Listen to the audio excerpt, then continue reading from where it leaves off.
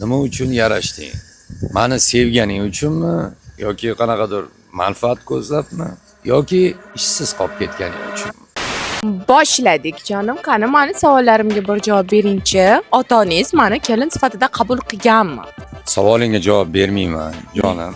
Sababini hozir aytaman. Yutqazdim. 5 million krediti bor insonni to'lab beraman. Mana shu videodagi kommentariya yozgan insonlardan kim ko'p o'sha yozgan kommentariyasiga ko'p like yig'sa, ana shu insonni 5 million kreditini to'lab beraman. Endi nima uchun javob bermasligim savolingga, jonim? Men hech qachon ota-onamning gapini ko'chaga olib chiqqan bola emasman.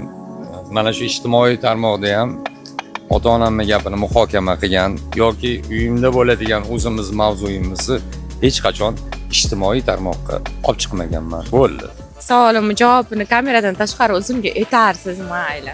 Unda meni keyingi savolim, meni qaysi xarakterim yoki jihatimni o'zgartirgan bo'lardingiz yoki qaysi sizga yoqmaydi?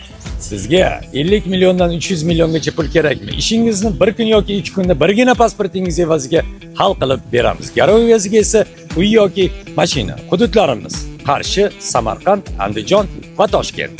Endi savolingga javob beradigan bo'lsam, sana qaysi xaraktering yoqmaydi?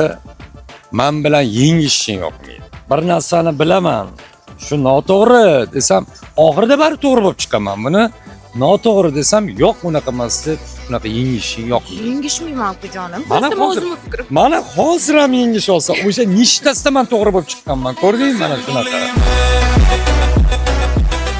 Hop, meni savolim sal jiddiyroq. Men bilan nima uchun yarashding?